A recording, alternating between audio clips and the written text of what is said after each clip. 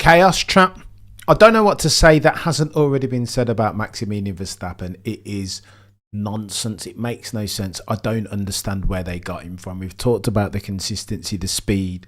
We talked about the bloody Max Verstappen naysayers, and now that not only do they need to take 2 seats, they need to take 10,000 gazillion seats. If again lest they want to be compared to abbots of unreason, disbelieving the evidence of their own eyes and ears at the altar of cognitive bias. Mention no names, recency bias, confirmation bias, Hanlon's razor, etc., etc. Oh, the humanity. Indeed, we'll talk about Maximilian Verstappen. I'm not going to go long tonight, 20, 30 minutes, because your boy's got to go and get some shut-eye. Not feeling too well. But we move. We'll talk about Maximilian Verstappen, of course, because we have to, if indeed we're purveyors of the F1 environment as a sporting endeavour. So too, we'll talk about Tsunoda-san. Your boy just looked on F1 Reddit and saw a pictorial that illustrated the contracts, the length alleged, if F1 conjecture is something in which you want to believe, allegedly the contract length of the drivers remaining. We'll talk about that as well if we get time. So too, we'll talk about Tsunoda-san.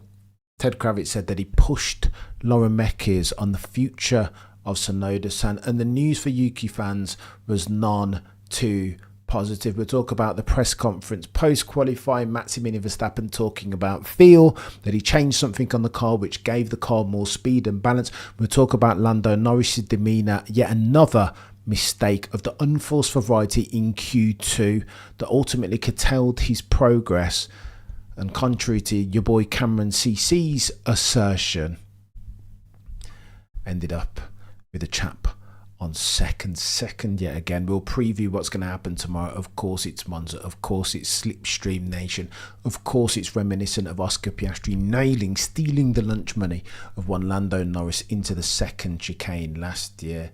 So too, we'll talk about some stats, because for the avoidance of that, if you're going to put some proper respect on Maximilian Verstappen's name, some say that what we saw today at the Monza Grand Prix, high speed, the temple of speed in fact, was the fastest lap by average speed in F1 history, 112.792, beating the previous quickest from Sir Lewis Hamilton back in 2020, if I recall correctly, of a 118.8. The average speed was 264.682 kilometers. Oh, the humanity.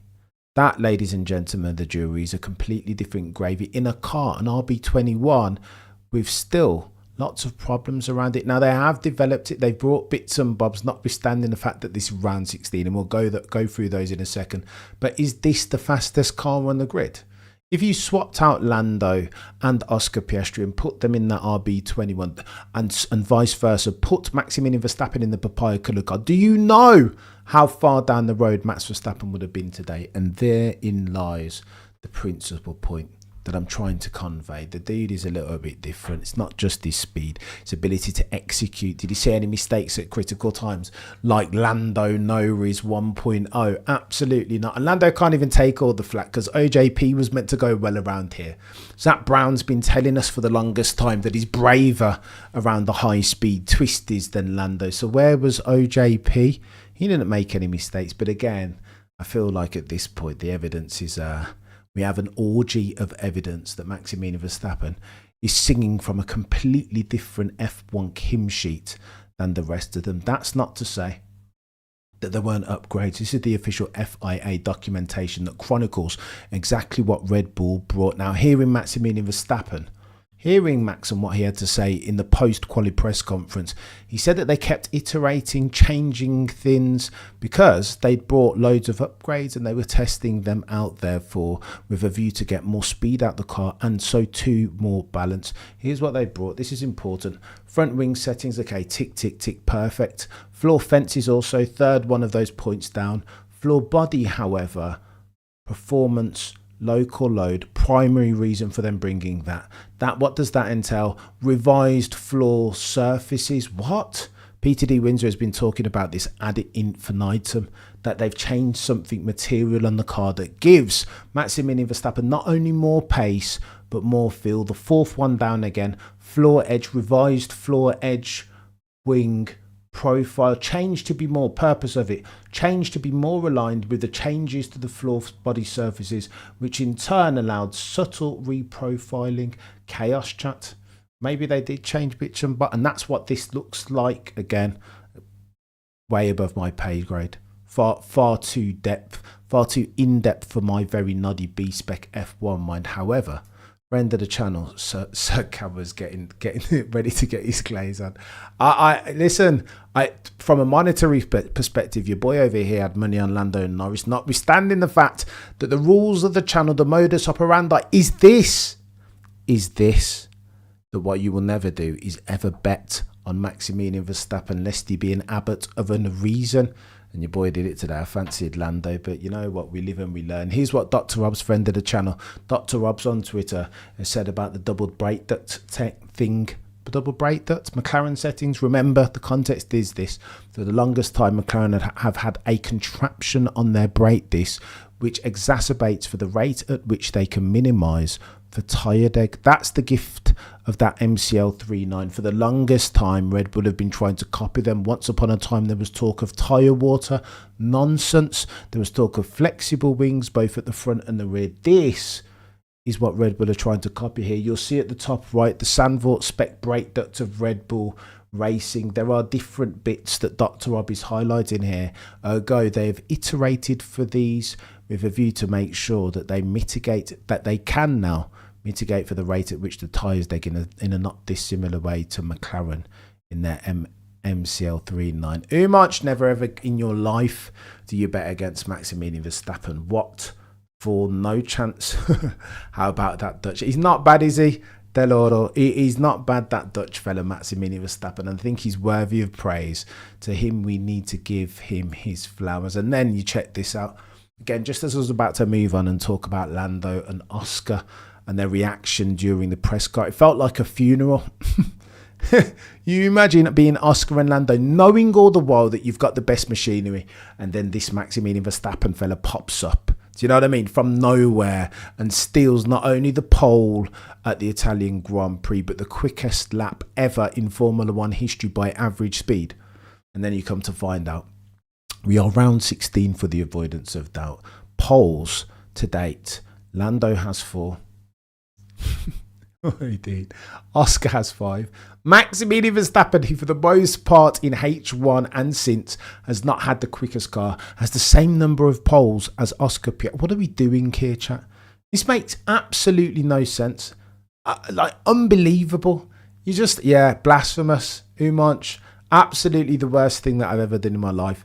All the while, Maximilian Verstappen was 9-1.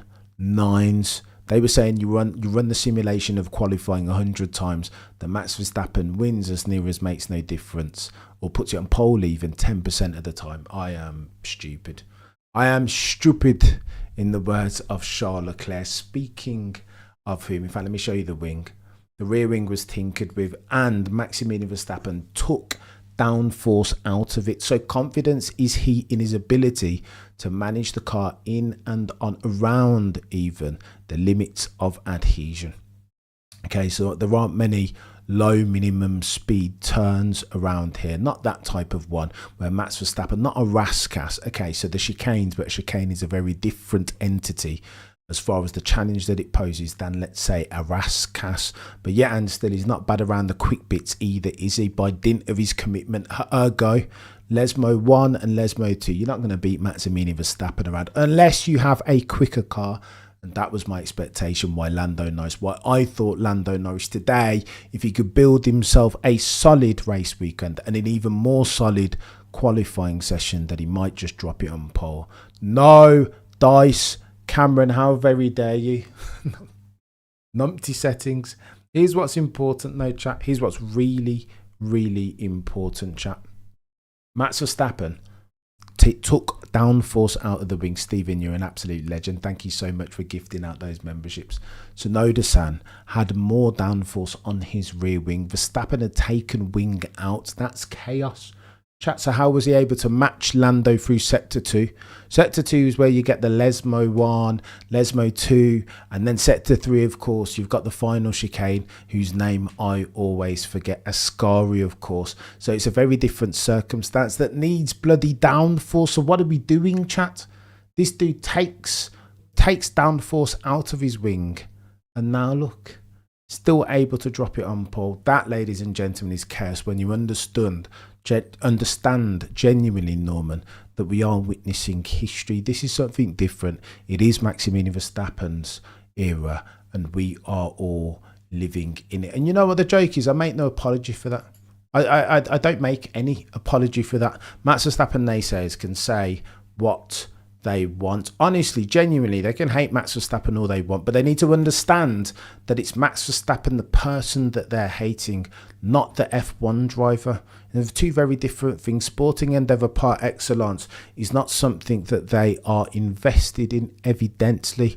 Oh, and by the way, let me tell you about this. I was talking to Mama Cameron about this, and this was quite important. Understanding the purist, the fundamentalist Sir Lewis Hamilton perspective. This was the question, something like this. Why didn't they give him the toe? Why didn't they give Charles Leclerc perspective? Why didn't they give him the toe? Charles Leclerc fans are none too pleased. Here was Frederick Vasseurs' justification. The toe just doesn't work. Executing it, you lose more by dint of the logistics than you gain in lap time from the toe. But that's not quite true, Frederick Vasseur, but it depends on how you come to pass, how the toe comes to pass, how it develops, because you'll recall in FP3, Charles Leclerc gained circa 0.35 over the course of a lap by dint of the incidental toe, one time on the start-finish straight, and the second time on the turn that leads into the second chicane, 0.35. But those were incidental toes. If past this prologue and you try and orchestrate a deliberate toe, both drivers end up losing out. If past is prologue, if you can nail it and execute through it perfectly, there'd be a tenth or two in it. But Frederick Vasseur said, chill out, Charles Leclerc Ferrari fans. Like, it was difficult to execute for. We never had a chance, and that's why we didn't even attempt it. It's too hard. The logistics, you lose more from than you gain in lap time, and that's why we sacked it off. Frederick Vasseur told the truth, that both drivers would have lost if they'd spent time, if they'd wasted time orchestrating for that toe. Of course, it makes sense from a Charles Leclerc's fan perspective. They're like, well, Lewis had nothing to lose. He was going to get demoted 5 places anyway. When you come to find out, it was always going to be mission impossible, even with the 5-place grid penalty. But again, Charles Leclerc fans are not having it, not even if Frederick Vasseur tells you as much in their words. Toe or not, Ferrari's only winning sprint race. I don't hate it, Nando. The glazier is in the house. How very dare I? Is it glazing, though, Benzi? If it's truth, Leclerc fans are delusional if they think Ferrari are going to give him a half-decent strategy quali race. Not for want of trying, though. Hanlon's razor, Franz. Camo, I was shocked that you were glazing. Lando, I was worried about you. I thought maybe your house had a gas there, right? Glazing. I mean, I suspected. And I still stand by it, even though the outcomes have proven me incorrect. If Lando had put together what he was supposed to do, even in the press conference when you hear him, he's alluding to the fact that he didn't have a perfect. He was quite surprised, he said, because he's FP1, 2 and 3 perfect. But as soon as you get into qualifying, Lando knows has himself an execution problem, and therein lies the difficulty, the principal point of contention. It's not got anything to do with speed, not in absolute terms. The dude is a gangster, he's rapid, but again, he just cannot execute, not in the clutchiest of times. So glazing is strong in the chat. Listen, they'll say whatever they want to say, and I don't care. Don't want to continue Matt's glaze, but when I first came into F1, Matt's caught my eye and became my favourite driver. Herzog says high five. Oh, so glazing is strong in the chat. Herzog, Chaos Dragons, I rest my case, Your Honour. Ferrari with a good strategy, question mark. Oxymoronic of sorts. Dean, righteous glazing, just granted you 5 stars. Stephen, you're an absolute legend. And so too is Maximilian Verstappen. Here's the conversation that's going to be had. I remember Floyd Mayweather. As we ran third base, let me leave you with this cheeky anecdote. Boxing, though. Sometimes I think there are analogous instances, examples from which we can draw and learn. I remember Floyd Mayweather dared not open up his mouth. The best boxer that I've ever seen in the world. Floyd, for a while there, tried to put forth he was the GOAT, greatest of all time, acronym. But you can't use that in boxing, because Muhammad Ali will always be the GOAT, is now, will always be, because of his standing up, because of what he did, what he meant, what he stood for. Legend settings, the definition, the word legend is designed for Muhammad Ali, formerly known as Cassius Clay. Heard, so you're an absolute legend, mate. I appreciate you. So you can't, if you are a boxer, not now, not ever, start to leverage GOAT. And Floyd Mayweather realised this, marketing genius, a bit of a scumbag as a person, but again, for the avoidance of that, the best that I've ever seen in the years that I've been watching. So he changed his characterisation of himself from GOAT to the best. What he means by the best is that in a ring, at the weight, he didn't think any boxer ever in history could beat him. I think there's something to be said. GOAT as a definition, it encapsulates so many different things, right? Tenure, length of service, how many championships did you win? What did you do for Formula One? What do you mean to F1 people? If you're talking the best, though, who beats that person in equal machinery? I think the GOAT conversation is one of these. We can have that conversation when Max is finished, when Lewis is finished, and then we're comparing statistics and titles and all these other things. What did they do for the sport? What did they do for their own personal brand, marketing behemoth, etc., etc. But if we're having a conversation about the best, and we're talking about the Mount Rushmore of F1, there is no way with a straight face that you can argue that Maximilian Verstappen, after what we've seen from that chap over the past few years, is not one of the best, if not the best F1 peddlers that we've seen in F1 history. It would be disingenuous. Jonathan, you are right. He barely had a rear wing. Mike Tyson would disagree with you, Floyd, but Floyd was pretty great. Daniel, I think Floyd beats Mike Tyson.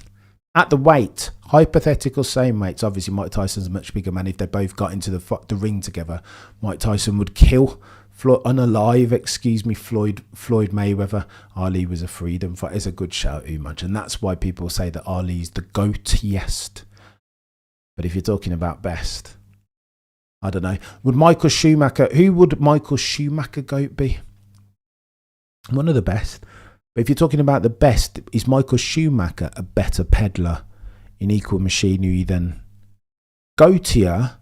Of course, 7-time champ, revolutionised the way that drivers train, revolutionised, the way that F1 is seen globally, the fan base, Scuderia Ferrari, Mercedes, the future of Formula One by dint of his stint at Mercedes with, of course, get it, copy, but the best, the most likely to put it on pole or win in a car, there's no way that you can't put Maximilian Verstappen in that conversation. There is no way. There is no way. Not now. Not ever. Not on the back of the conversations not on the back of the performances that we've seen over the past 4 years. He's too techy. And there's only more to come. But you know what? They'll say that I'm glazing. They will say that I'm glazing. But my principal supposition, looks and feels something like this. Is it glazing if it's true? If it's backed by first-hand evidence, particularly if you want to leverage some recency bias. Not that we will ever do that on this channel. Never ever will we sacrifice objectivity at the altar of truth value nor confirmation bias, named partisanship, recency bias, or any other worthy of the moniker. Norman, Schumi by miles. Lewis versus Alonso is a better one. Schumi legend, Max. But do you see what I've done there, Hassan? Change, paradigm shift of the conversation. If you're talking best, then for me, on the current grid, you've got to talk about Lewis, of course, in the conversation. But there's no way with a straight face that you can't have Maximilian Verstappen in that conversation, lest you want to anoint him the best that you've ever seen. I think he goes close. Senna, potentially. Clark, potentially. Prost, potentially. All of the aforementioned, but absolutely Maximilian Verstappen belongs in that conversation. The glaze isn't glaze, Norman, because it's truth. Again, for the avoidance of doubt as he round third base, never ever will I sacrifice truth value nor objectivity at the altar of confirmation bias, nor any of a cognitive dissonance worthy of the moniker. We go again, we ride at dawn, We'll be live 30 minutes before the race, I promise you. I apologise for curtailing it. Normally try and go 60 minutes this afternoon for the Saturday show, just like the Friday show and the Tuesday show. But you boys got a not feeling great. And we've got a 2.5 hour race stream tomorrow. It will get chaotic. Picture into turn 1, chat. Oh, the humanity. You've got Max, you've got Lando, and you've got Oscar. The 3 protagonists still fighting for a driver championship. It's going to get techie between now and next time. The prosecution rests. No further questions, Your Honour.